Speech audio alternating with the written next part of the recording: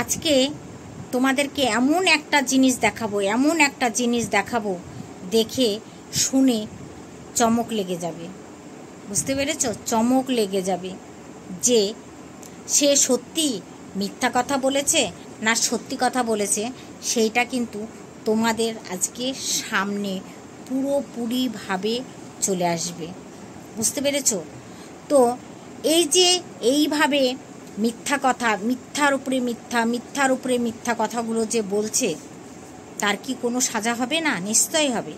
তার কি সাজা দেবে না? ভগবান নিশ্চয়ই দেবে। কিন্তু একটা সন্তান থেকেও সে বলে আমার কোনো সন্তান নেই, আমরা স্বামী স্ত্রী দুইজনা, তাই তো? হ্যাঁ, তো হ্যালো বন্ধুরা, তোমরা কেমন আছো? আশা করি তোমরা সবাই ভালো আছো, আমিও ভালো আছি। তো আজকে যে কথাগুলো তোমাদেরকে শোনাবো, সেইগুলো শোনো। শুনলে হয়তো আমাদের মুখের কথায় তোমাদের হয়তো বিশ্বাস না হতে পারে, যে এরা হয়তো ঝুটমুট কিছু বলে দেয়, মিথ্যা কথা কিছু বলে দেয়, কোথা থেকে কন্টেন্ট তোলে, কোথা থেকে কন্টেন্ট ছড়ে, কোথা থেকে কন্টেন্ট দেয়, হয়তো এটা ভাবতে পারো। কিন্তু আজকে কিন্তু সেটা না যে আমরা সত্যি সেটা মিথ্যা বলি না সত্যি বলি, সেইটা আজকে তোমরা জেনে নাও এই ভিডিওর থেকে, যে ওই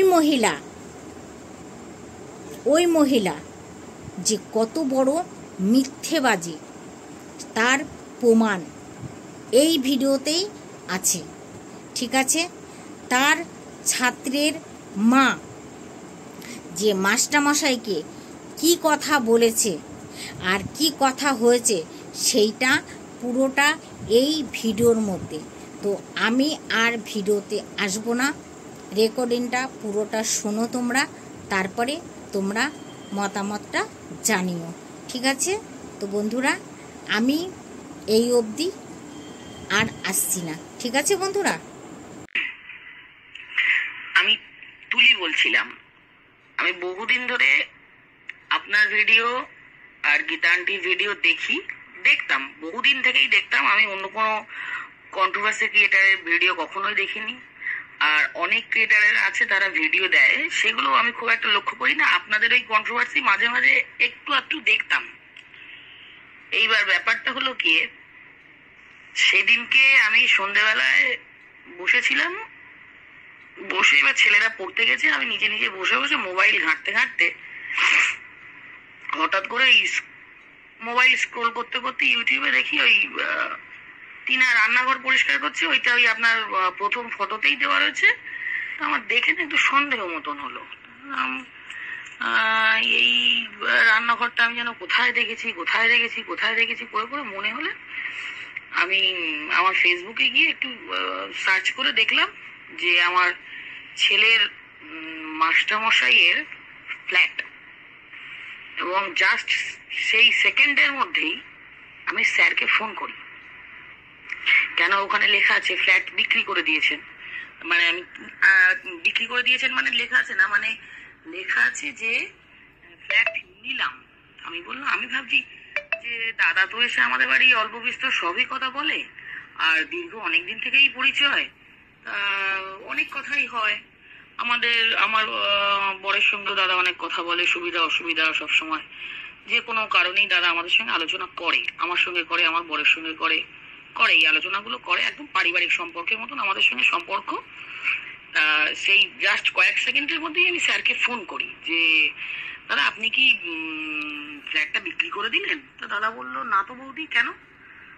আপনার ফ্ল্যাটের ছবি আমি ইউটিউবে দেখলাম, একজন লিখেছে যে ফ্ল্যাটটা নিলাম, তা সে পরিষ্কার করছে, এখনো দেখি কিচেন চিমনি সব রয়েছে। তা দাদা বললো, না বৌদি, আমি ফ্ল্যাটটা ভাড়া দিয়েছি।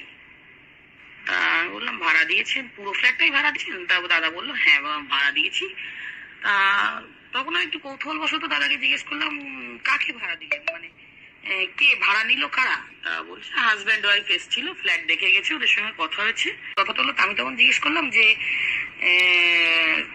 ওনাদের বাচ্চা কাচ্চা নেই? তা দাদা বললো, না বৌদি। তা বললো, বাচ্চা কাচ্চার কোনো কথা বলিনি? বললো, না বৌদি, বাচ্চা কাচ্চা দেখিও নি, কোনো কথাও বলিনি। আর হাজব্যান্ড ওয়াইফ এসেছিল, ওরা দেখে চলে গেছে, ওদের সঙ্গে কথা হয়েছে, একজনের সূত্র মারফত এসছে, সে রেকমেন্ড করেছে যে আমার কাছের খুব পরিচিত আমার বোন এরকম টাইপের কিছু বলেছে, যে ওনার কথা শুনেই আমি ভাবলাম যে উনি একটা ভালো লোক, ওনার একটা পরিচয় পরিচিতি আছে বসিরহাটে, তা উনি যখন রেকমেন্ড করছেন ফ্ল্যাটটা ভাড়াই দিই, তা আমি সেই হিসেবে ভাড়া দিয়েছি। ইউটিউব দেখতে দেখতে জাস্ট একটা কমেন্ট করেছিলাম যে একটা মা কি করে তার বাচ্চাকে ছেড়ে থাকতে পারে, এবং এরকম ছোট ছোট খুব বেশি বড় কমেন্ট আমি করিনি, এরকম কমেন্টই করেছিলাম, জাস্ট এরকম কমেন্ট। দাদা তারপর দিন আমাদের বাড়ি এসেছিল পড়াতে, এবং দাদার সঙ্গে আমার কথা হয়েছিল যে দাদা আপনি এরকম ফ্ল্যাট দেবেন না, ওদের দেবেন না, ঝামেলা হবে, ঝামেলায় জড়িয়ে যাবেন, এরা কিন্তু খুব ভেজালে লোকজন, এদের নিজেদের চরিত্র, এরা ইউটিউবে বেচে খায়, এরা যেখানে যা করে, কার সঙ্গে ঘুরে বেড়াচ্ছে, কার সঙ্গে খাচ্ছে, কার সঙ্গে ডিভোর্স দিচ্ছে, কোথায় কি ঝামেলা হচ্ছে, কি হচ্ছে না হচ্ছে, এরা সব ইউটিউবে। দাদা বললো তো আমি তো জানতাম না বৌদি, আর নাম ও যে ইউটিউব ক্রিয়েটার এটা আপনাকে বলেনি? দাদা বললো না বৌদি, ও ইউটিউব ক্রিয়েটার এটা বলিনি। আপনি দেখেছেন একটা জিনিস, আমি তখন দাদাকে ওই রাত্রির থেকে না সব ভিডিওগুলো আমি দাদাকে লিঙ্ক শেয়ার করতাম, যে আপনি এই ভিডিওগুলো দেখুন। আর প্রথম আমার লিঙ্ক শেয়ার করা হচ্ছে সন্দীপের বাড়িতে যে মাল রিকভারি করতে গিয়েছিল, ঠিক সেটাই, যে ওইটা পাঠিয়ে বললাম। ও তারপরে আমি, ও যখন হাজবেন্ড ওয়াইফ বললো, তখন আমি দাদাকে ছবি পাঠিয়েছিলাম। আমি না ভেবেছিলাম ইউটিউবে যতই যাই কিছু হোক না কেন, সেই মন্দিরা সোমনাথের মতন, যে যদি শেষে গিয়ে এদের সম্পর্কটা আর কি মিটে যায়, তাহলে বাচ্চাটা অন্তত ভোগ শাস্তি কিংবা কষ্ট কোনোটাই পাবে না, মা বাবা দুজনকেই পাবে। আমি দাদাকে তখন স্ক্রিনশট নিয়ে আমি দাদাকে ছবি পাঠালাম, বললাম দাদা দেখুন তো যে এই ভদ্রলোক কিনা এসেছিল কিনা। দাদা তখন বললো না বৌদি এই ভদ্রলোক না, এসেছিলেন যে সে হচ্ছে চাপদাড়িওয়ালা লোক। এই জাস্ট এই পর্যন্ত কথা দাদার সঙ্গে এইসব বিষয়। আমি যা বলছি যে পারিবারিক সম্পর্ক সব এগুলো এগুলো এগুলো এগুলো ব্যাপার, এইগুলো সব কথা তো বলবো মানে বলিনি, কিংবা কিছু কিছু ক্রিয়েটার, এই যেরকম স্যার আগের দিন বললো একটা ছেলেকে আর কি আপনার ইউটিউবে ভিডিও করছে, স্যারের ছবি হানা পোস্ট করে, এটা তো আমি তো সবাইকে বলতে পারি না, কিংবা আমি তো বলে দেয়নি যে এটা স্যারের ছবি, এটা স্যারের বউ, কিংবা এইগুলো হচ্ছে আমার উপর ক্লেম দেওয়া হচ্ছে। আমি তো এগুলো করিনি, আমি এগুলো করতে যাবো কেন? আমি একটা মানুষের ফেস রিভিল করতে পারি, সে আমার এত পরিচিত, আমি তার ক্ষতি করতে পারি, সে আমাদের এত কাছের।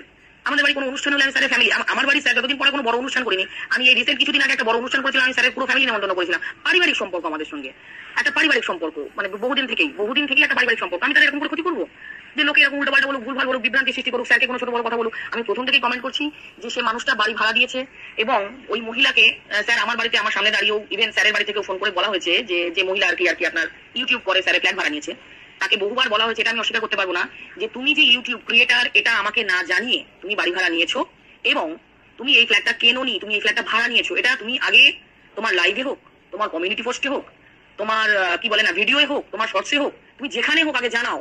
এইভাবে কাটাছেড়া হচ্ছে স্যারকে নিয়ে, এই কথাগুলো তুমি জানাও, সবার মান সম্মান যাচ্ছে। সে কিন্তু আজও কিছু করিনি, আজও কিছু বলিনি, তার মুখ বন্ধ রেখেছে। স্যার এই টাইপের মানুষ না, স্যার এবং স্যারের ওয়াইফ বলুন না, স্যারের ফ্যামিলির লোক বলুন, এরা ইউটিউব না, এরা থাকে না। আর আমি ইউটিউব দেখি বা বাড়ি বসে বসে সারাদিন একা থাকি, ছেলেরা স্কুলে যায়, পড়তে যায়, না যায়, টানা যায়, সময় কাটে না, ইউটিউব দেখি। তা সেই কারণেই কমেন্ট করেছিলাম।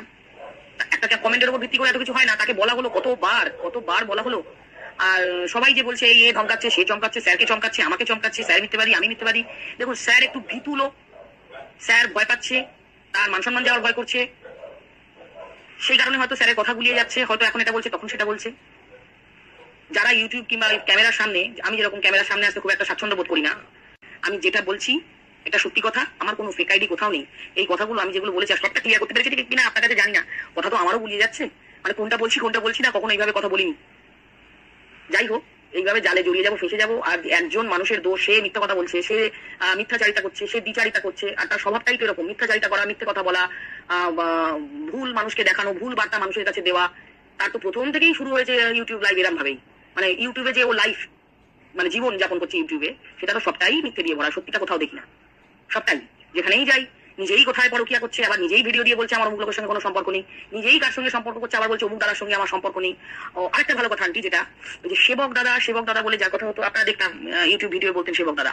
আমি এইসব বিষয়ে বেশি জড়াতে চাইতাম না বলে, আমি কে সেবক দাদা কোথায় যাবো, এই কদিন এই দোলাচল হচ্ছে বলে কমেন্টে গিয়ে একজনকে জিজ্ঞেস করেছিল সেবক দাদাকে তার আইডি কি, তখন তার আইডিটা দেখি এবং তার আইডিতে গিয়ে সার্চ করে দেখি এই ভীষণ পরিচিত আমার ভীষণই একজন কাছের লোক। আমার মামার বাড়ি পাড়ায় দাদার আর কি শ্বশুর বাড়ি, এবং দাদার বউকে আমি ছোটবেলা থেকে দিদি বলেই ডাকি আর কি।